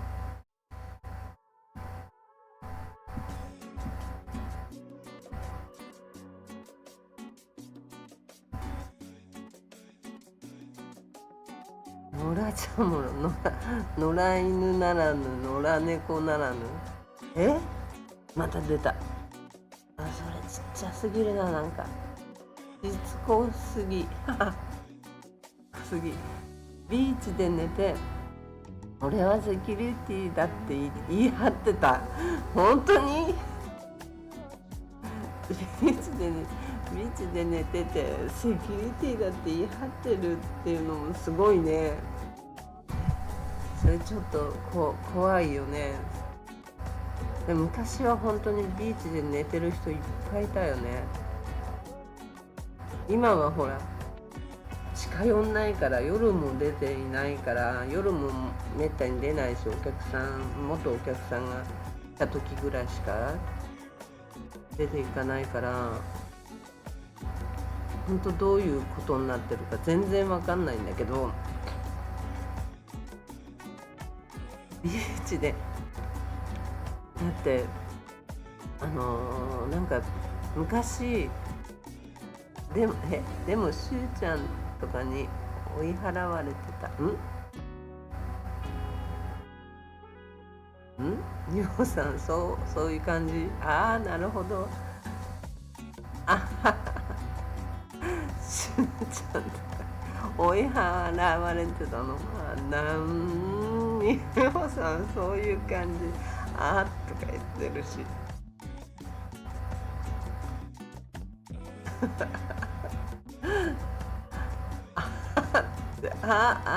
ね。なんだっけ、ちょっとね、ここの道ガタガタでしたね。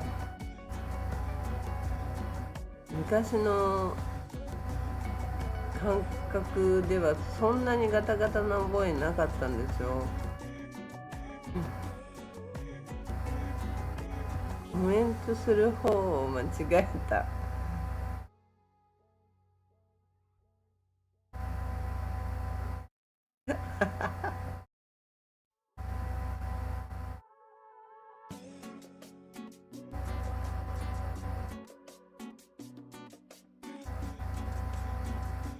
この道ね、こんなにボロボロっていうか、ガタガタだと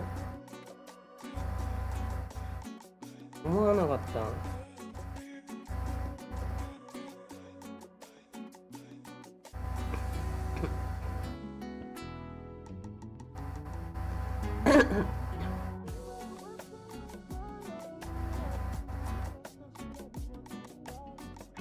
全然アスファルトもされてなくてボッコボコになってるの。私もやったから現在これ。サ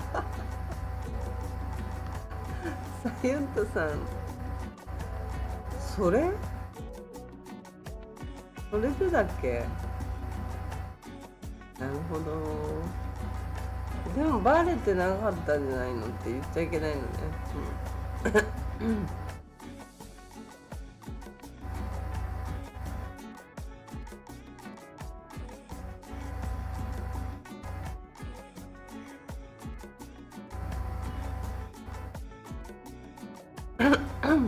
喉がおかしいね。もうちょっと。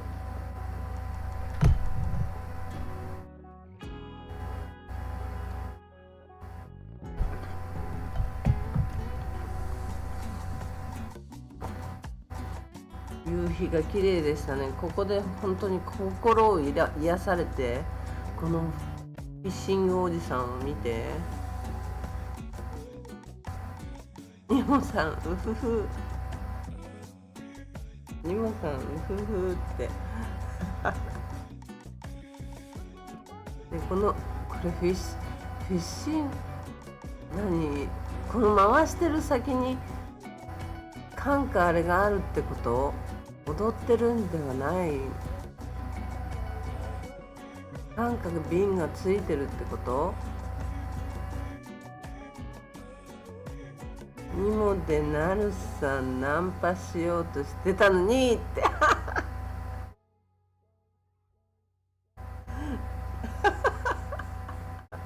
してたのに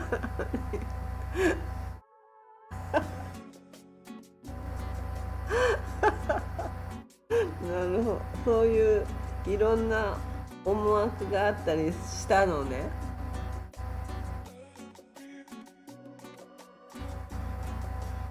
思惑があったりしたのね。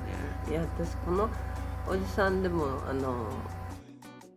回してる先に重りと針に餌、回してる先に重りと針と餌なのこれ。じゃあ危ない人ではないんだね。危ない人なのかどっちなのか分かんないからさ、ちょっとまあ釣りなのかなとも思ったんだけど、竿持ってないしなんて。回してる先に重りと針と餌がついてて、ピョンって遠くに投げてるってことか。ちょっとね、本日は近寄れなかった感じですね。にゃんちゃんダメだよ、にゃんちゃんダメだよ、にゃんちゃん優しい人よ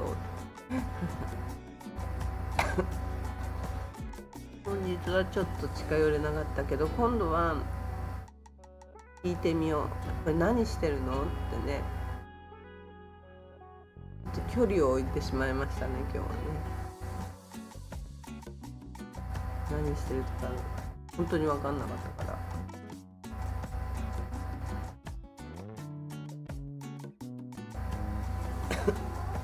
ら。はい、にゃんにゃん、何ですか？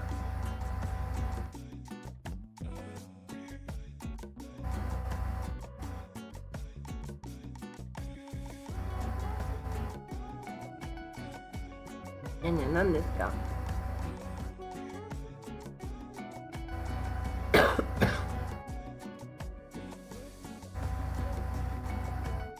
ハッピーノニハウスって書いてあるね。ハッピーノニハウスレストラン。ノニ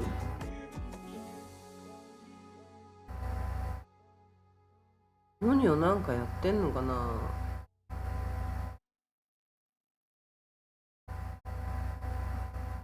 旧アリラン食堂。普通にキャッチって聞くと優しく話してくれるよ。キャッチ？キャッチって言ったらなんか危なくない？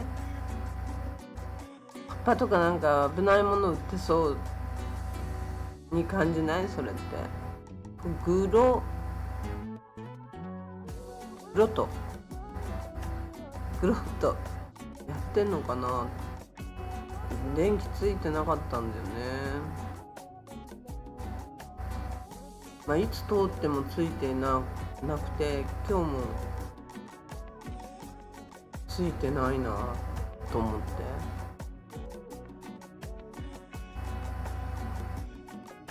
この時間に電気つけてないと中には人いないでしょう。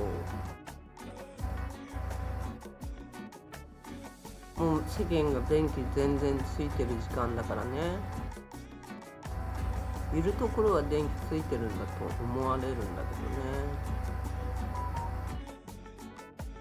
けどね。釣れたみたいに聞かれる。あー、なるほど。キャッチってキャッチの方か。発音が違ったね。キャッチって聞いたら、まあなんか売ってる人みたいに聞こえるもんね。売ってる人か、なんか引きずり込む人か、そういう風に、そっちじゃなくてキャッチね。キャッチしたのキャッチね。お前キャッチしてるのっていう方じゃないやつね。なるほどなるほど。レターってね。で何、私はいつものキャッチ危ない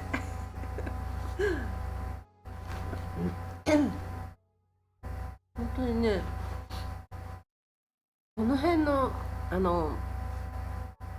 バーちょっと映ってないのよ。ブラボーとか、あの辺はアメリカの人が結構行ってるらしいと聞きましたね。ミリタリーの人があーって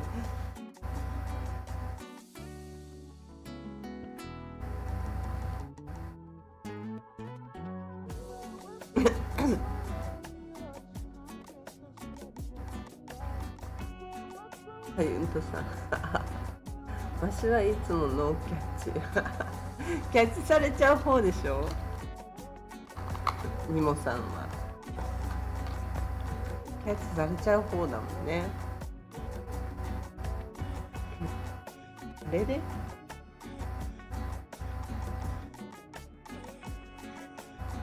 れで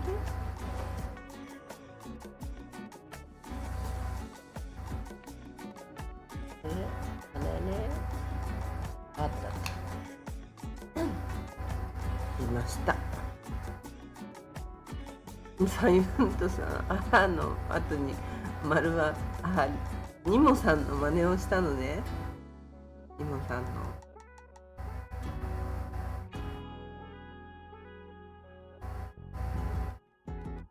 ね。でもガラパン中国便が飛んできて、韓国の人が撤退してるっていうのがね、ちょっと韓国のやってた人たちが結構撤退してる人が多いから、多分ね韓国でねやっぱそんなに人気出てないんだよね。サイパンのサイパンのなんだっけなんだっけ、宣伝宣伝って言葉がなんで出てこない。それが効果出てないんだろうね、きっとね。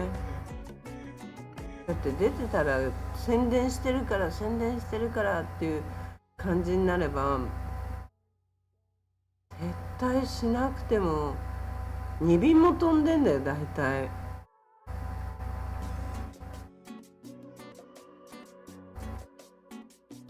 2便も飛んでるのにこの少なさっていうのはやっぱ人気がないっていうか、宣伝を気づいてないと思うよね。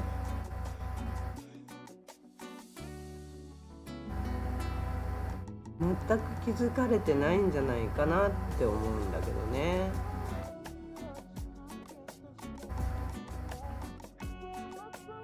全くお門違いのところにいるんじゃないかなって宣伝されてるようなところが、例えばなんか小さいイベントでポンって1回宣伝したり、そんなの全然気づかれないじゃん。何丁目町会の例えば栃木かなんかのイベントでポンってやったとしたって知らないもんね。その状態なんじゃないかなって思われるんだけどね。セレントさんやっぱりドラマやってね、魚は釣れんが、あ、これ読んでない。魚は釣れんがわしが釣られると思うよね。いつもなんかいつもこれ何、ニモさんうねさんが釣られてるようなことはよく聞くじゃない。モテそうだもん、なんかモテそうな雰囲気はしてるし、なんだっけツイキャスやってたの。ツイキャスだっけ、もうやってないんだっけ。ラジオっていうんだっ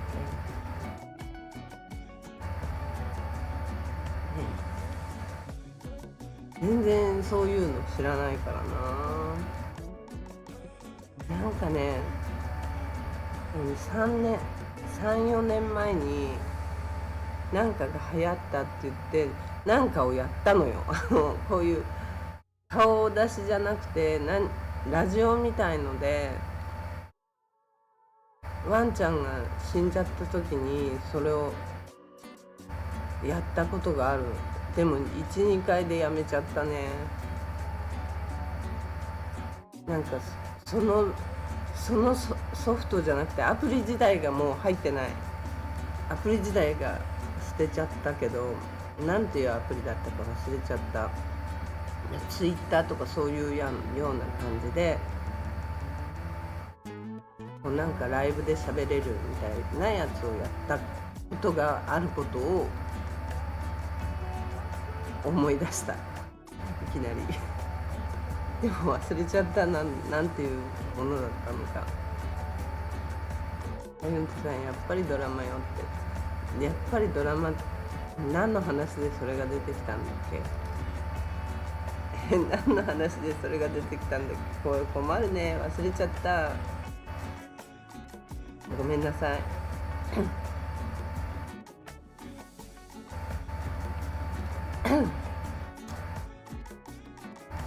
コマーシャルの話、CM ね、宣伝ね。そう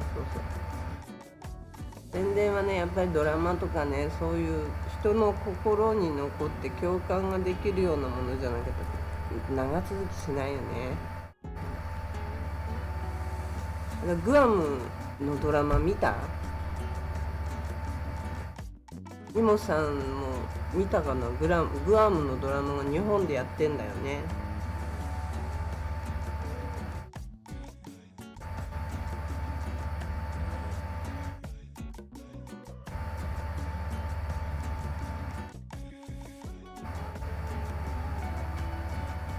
見たかな。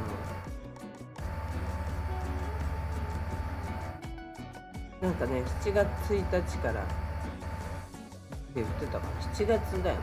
とにかく7月からやってるって言ってたから、もう終わってるからどうなのかって感じ。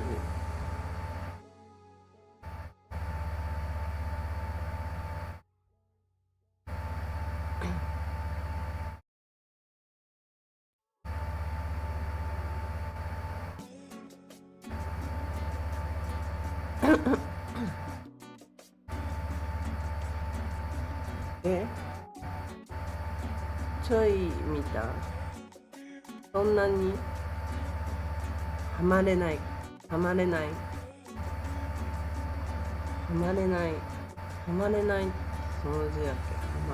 ハマれる、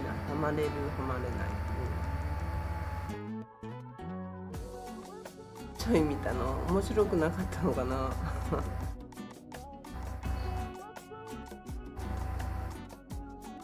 全然どういうドラマの内容か、誰が出てるんだかも全然知らないんだけど、グアムは題材にして4話ぐらいやってるみたいよ。詳しくは知らないんだけど。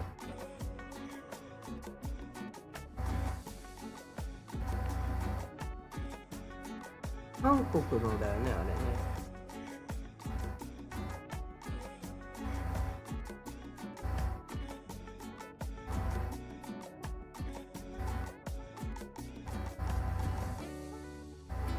韓国のドラマでしょ。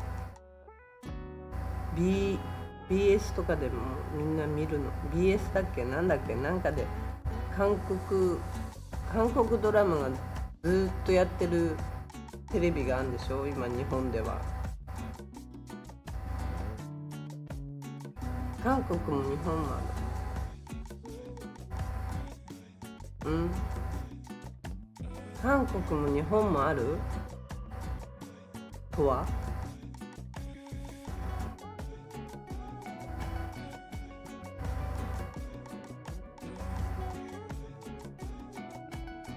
韓国も日本もある。ほらビストロって書いてあるのにやってるよねこれね。多分ね、人が車降りて聞きに行けばよかった。ちょっとね聞きに行けなかった。真っ暗になっちゃうなと思って、この時間じゃ道が真っ暗になるともう怖くなっちゃうから嫌なんだよね。グアム題材のドラマね。日本も韓国もやってるね。書いてあった、この間調べたら。日本のは今やってんのかな。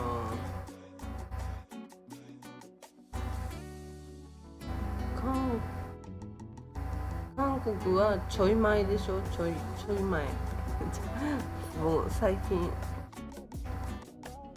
ちょい前でしょ。ちょい前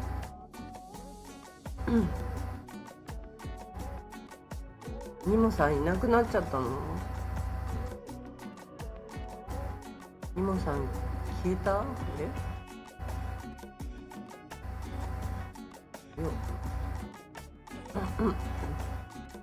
喉が痛いな。だからね、宣伝多分ね韓国の人もね少なくなってるんじゃないかと思われる。こう見てるとね、韓国のお店も結構減ってる気がするし、でもレストランは健在だな。あっちにもこっちにもそっちにも韓国レストランは昔からあるのが3つ4つあるよね。元ムーミン村んとこも韓国レストランだった気がする。ニモさんいるわよいるわよって。ムーミン村んとこもなんか韓国レストランだった気がするけど違ったっけね。ニモさんだったかな。昨日撮ったばっかりなのに忘れた。そこ昨日通りに行ったよね。ビューティーフリーの裏。元ムーミン村のとこ映ってなかったかな。なんか見た記憶がない昨日。ち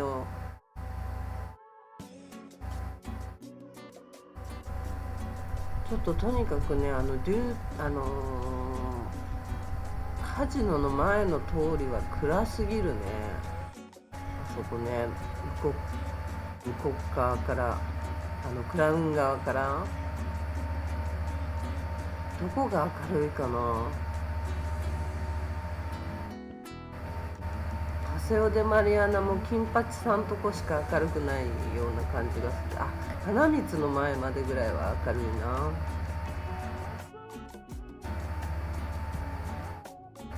もうとにかく明かりが続いてるところがないもんね。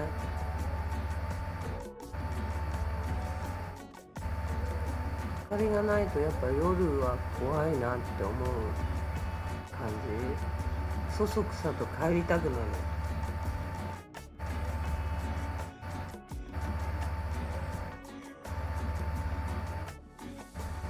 ちょっとねなかなかじゃないけど一人じゃ歩けないな。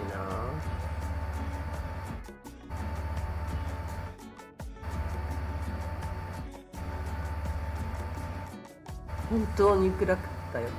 なんかまあね、一番最近うちのコメントしてくれる方ではサユントさんが一番キンキンにサイパン来てるんじゃないかななんて思うけど、暗かったさ。やっぱ暗いのは怖いよね。ほんとね、明かりをつけるのは警察の仕事らしいんだよね。 DPS って書いてあった気がするな。ほんと今日はね、踏んだり蹴ったり殴られたりの一日でしたね。これでね、ライブやらないってなっちゃうと、またこうそれを考えてずしずし沈んでいくことになっちゃうから、絶対ライブやろうと思って海を見に行ってこう動画も撮ってってやったんだけど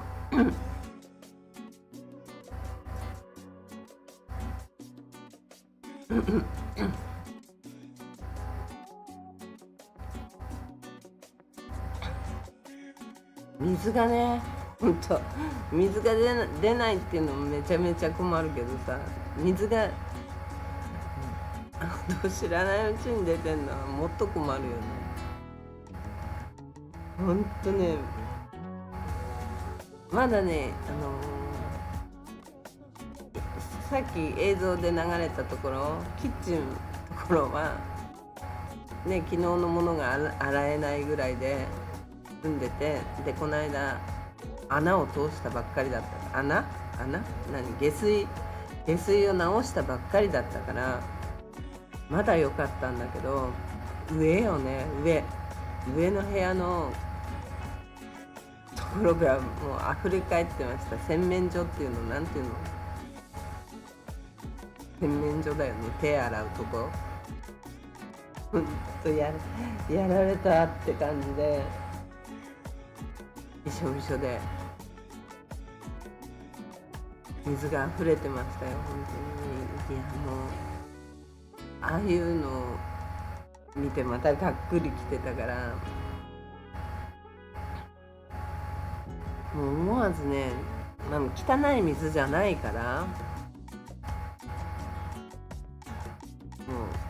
うすぐに掃除する気になれなくて、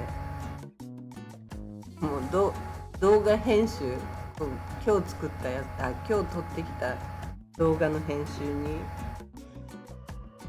没頭してちょっと忘れることにしましたね、本当に。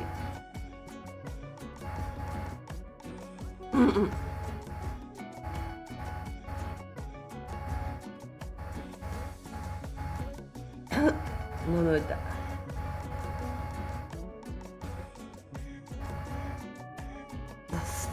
そうさ、ユントさん、それ現実逃避したくもなるよ、本当に。現実逃避したくもなる。引き落としに結構してる人いるんだと思うんだけど、私はね、昔の記憶がね、どうしてもなくならなくて、もううちなんか水を使ってないっていうか、普通にしか使ってない時にゴジラがシャワーでも浴びてたの毎日っていうぐらいの水の請求が来たりして、それもちろん CUC の間違いだったんだけど、それを請求されたこともあったし、何万ドルだったからね、一桁違うっていう金額が来たり、あとね CUC にはね、あとダブルで取られたりしてたの。それはね、結構ね、裁判とかにはしたことないんだけど、ほんと戦ったっていうか、もう毎日苦情に行ったりして、ダブル取りなんだけどっていうことをもうめちゃくちゃ説明したりしてやったことがあるから。だから引き落としにすると、そういう架空のものもバンって引き落とされて、それで返してくんないのよ。相殺していきますとかっていうのね、 CUC って間違ったからって言ってこう、例えば、200ドルのものだったものを2万ドルでやられちゃってもそれを返してくれないのね。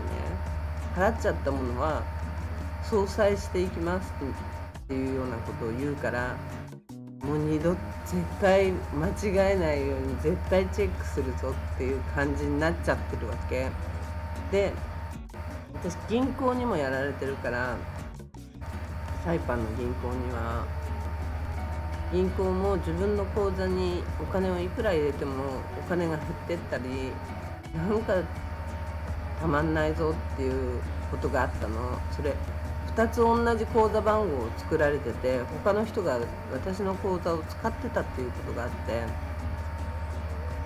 そういうこともあったから、本当にね、信じてないんですよ、いろんなことをそれだって日本ではねないことだと思うんだけど、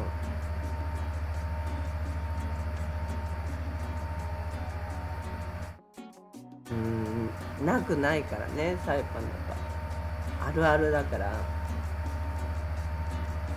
ありえない現実。そう、それでもありえないことなんだけど、あるあるあるあるなのよ。あるある、サイパンあるあるって言った方がいいのかな。サイパンあるあるだから、ね、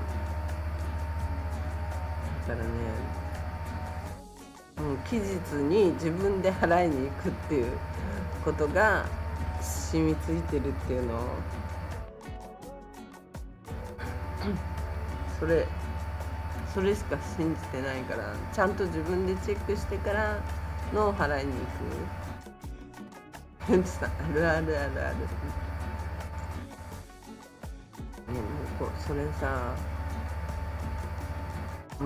進化してないんだよね。だからね、いろんなことがさ、私も進化してないけど、自分自身がどっちかって言ったら後退してるけど、後退しっぱなしなんだけどさ、それでもね、その上後退また騙されちゃった状態になるのは困っちゃうから、自分で払いに行くんだけど、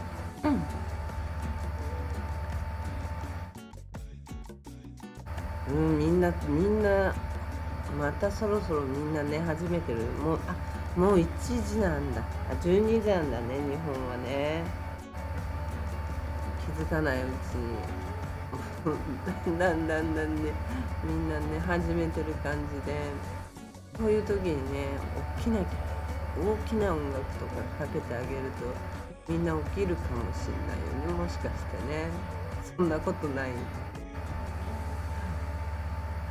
ダーンっていう、前にフェスティバルの時にみんな怒ってたよね。アイドルの音楽かけたら、音楽じゃない、舞台のあれをかけたらちょっとみんな怒ってたけどね。そんな感じで今日もありがとうございました。さゆんとさん、にもさん、うねさん、まるまるもりもりさん寝ちゃってるかな。なわるさんは寝てるでしょうね。皆さんありがとうございます。お付き合いありがとうございます。もしね、見てる方、本当にね、あーとかいいとかだけでもいいんで、コメントくれるとありがたいので、参加していただけたらななんて思います。で、またね、明日は違う動画で違う動画って言ってもね、サイパンの動画あんまり変わり映えしないんですけど、また明日今日の続きがどうなるか、今後どうなるのかっていうのもあるし、また明日お伝えしていきたいかなって思います。それでは皆様ありがとうございます。なんだっけ、チャンネル登録とよかったら高評価よろしくお願いいたします。という感じで、今夜は失礼いたします。おやすみなさい。